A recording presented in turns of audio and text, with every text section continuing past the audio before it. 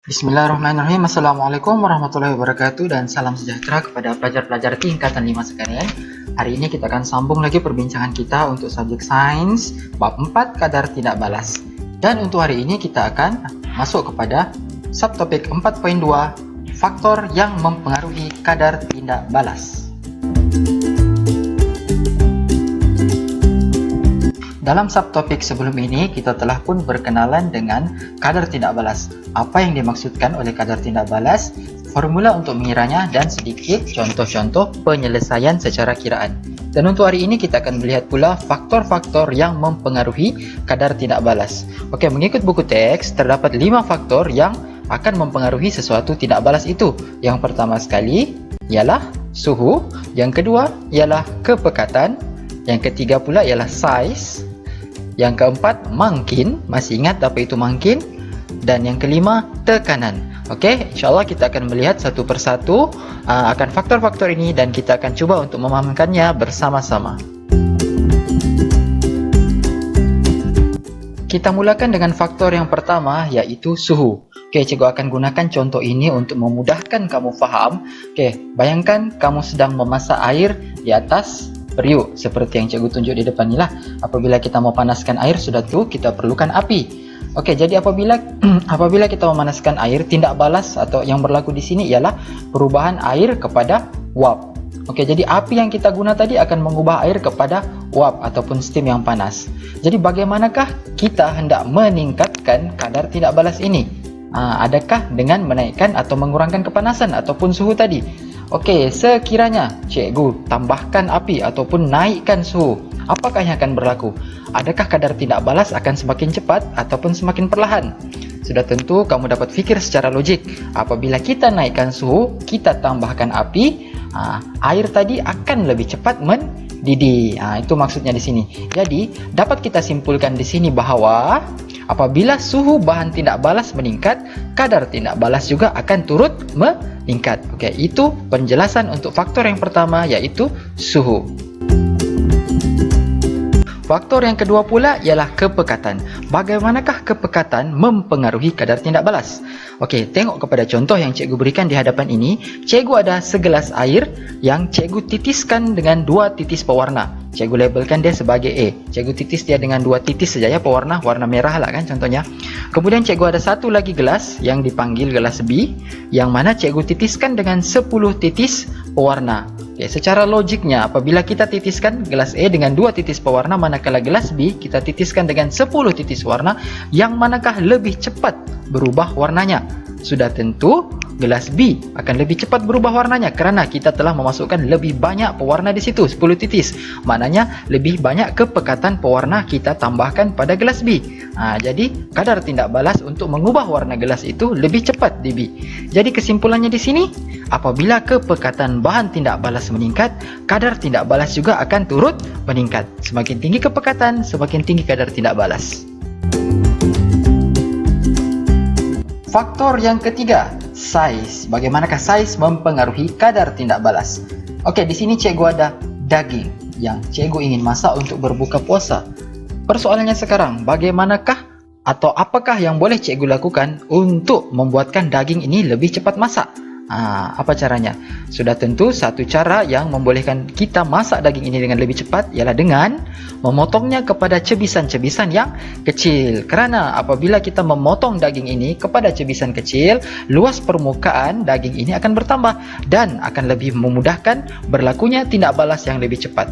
Jadi kesimpulannya di sini, apabila saiz bahan tindak balas tersebut berkurangan, maknanya kita potong-potong kecil lah contohnya, kadar tindak balas akan meningkat. Cikgu ulang sekali lagi, apabila saiz bahan pepejal berkurang, kadar tindak balas akan meningkat. Okey, ingat itu ya. Yang keempat, mangkin. Masihkah kamu ingat apa itu mangkin? Mangkin ini adalah sesuatu bahan yang memudahkan tindak balas berlaku tanpa mengubah keadaan asal mangkin tersebut. Okey, cikgu bagi contoh di depan ni lah ya. Okey, di sini yang oranye ini adalah mangkin. Manakala yang berwarna merah dan hijau ini adalah bahan tindak balas. Sekarang, yang merah dengan yang hijau ini hendak bertindak balas, mereka hendak bercampur lah. Contohnya kita mau menjalankan tindak balas ke atas merah sama hijau ni.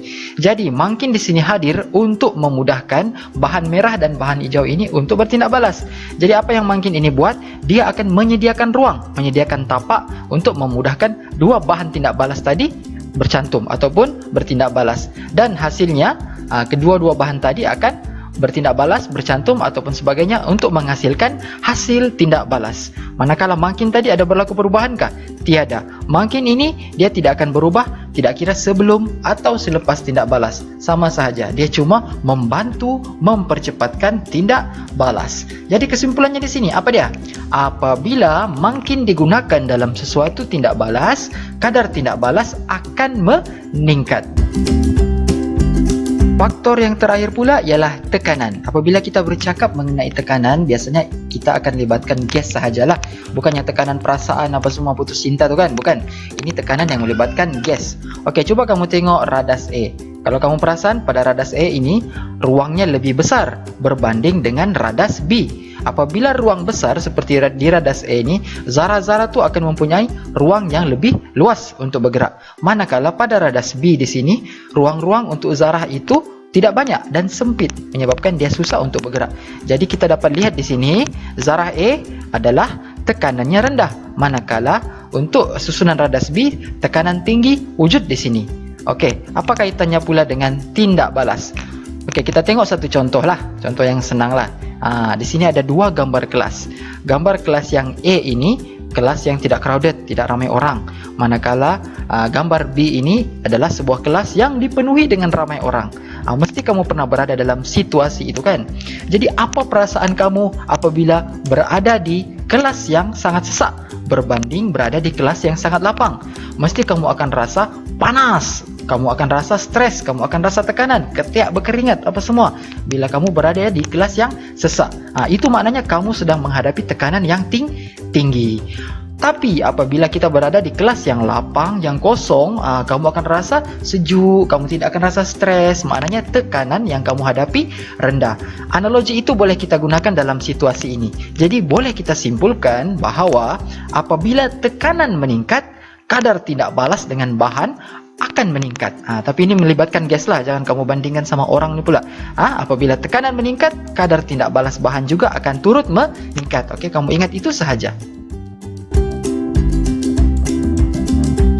Seterusnya kita beralih kepada subtopik 4.3, aplikasi konsep kadar tindak balas. Okey, untuk subtopik sebelum ini cikgu sudah terangkan bahawa kadar tindak balas ini memang berlaku di kehidupan kita seharian. Kita boleh nampak di sekeliling kita. Contoh paling senang, pembakaran bahan api. Ketika kita memasak, peti sejuk. Semua itu melibatkan contoh kadar tindak balas.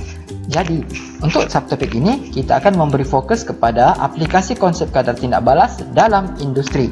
Okey, kamu juga boleh rujuk buku teks. Okey, kita cuma akan belajar dua contoh sahaja. Yang pertama sekali, kamu akan berkenalan dengan satu proses yang dipanggil sebagai proses Haber. Apakah dia proses Haber? Okay, ingat ini, selalu keluar exam. Proses Haber ialah satu proses untuk menghasilkan amonia secara besar-besaran dalam perindustrian. Apa itu amonia? Amonia ni banyak gunanya lah dalam industri. Contohnya sebagai untuk baja, macam-macam lah gunanya. Okey, jadi proses Haber ini adalah satu proses untuk menghasilkan amonia melalui tindak balas lah. Okey, cancel tadi.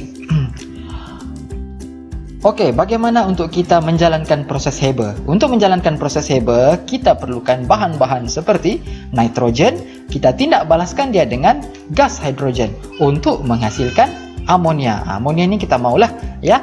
Okey, apakah syarat-syarat untuk membolehkan tindak balas ini berlaku? Kita perlukan nisbah untuk dua-dua bahan ini, iaitu nisbah nitrogen kepada hidrogen mestilah 1:3. Maknanya satu partition nitrogen bertindak balas dengan 3 hidrogen untuk menghasilkan amonia. Ya. Syarat yang kedua, kita memerlukan suhu sekitar 450 darjah Celsius hingga 550 darjah Celsius. Sangat panas, sebab itu ianya cuma boleh dilakukan dalam industri sahaja. Di rumah kita tak boleh buat, ya, tak boleh kita buat amonia di rumah. Okey, syarat yang ketiga, ianya memerlukan tekanan yang tinggi, yaitu sebanyak 200 tekanan atmosfer. atmosfera ataupun ATM. Dan syarat yang keempat, mangkin. Ianya memerlukan mangkin yang dipanggil sebagai serbuk ferrum.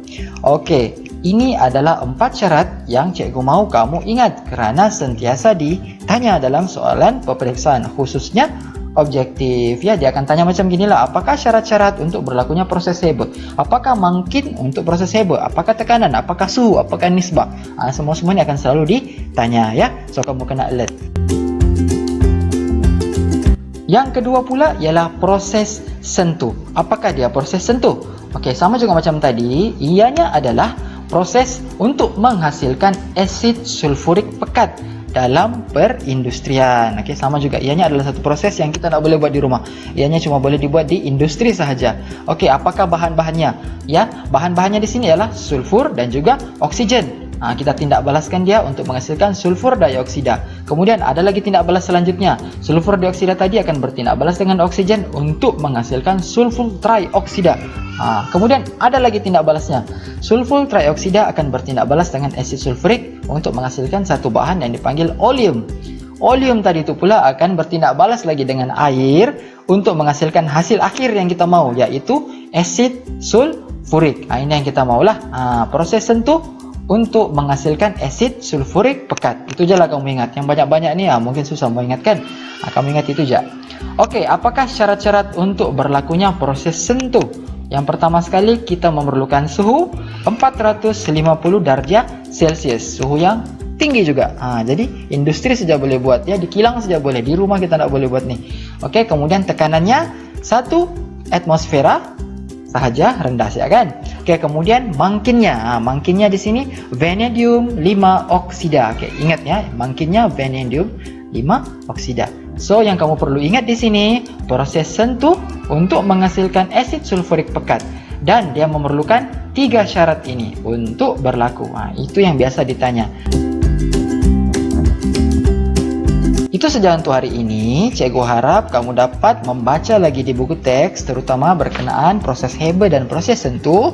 Sekiranya ada masalah boleh berhubung dengan cikgu. Jangan lupa untuk laksanakan tugasan yang cikgu beri, dan cikgu harap kamu tidak berputus asa dan terus belajar dengan gembira dari rumah. Jumpa apabila buka sekolah kelak. Assalamualaikum warahmatullahi wabarakatuh. Bye bye bye.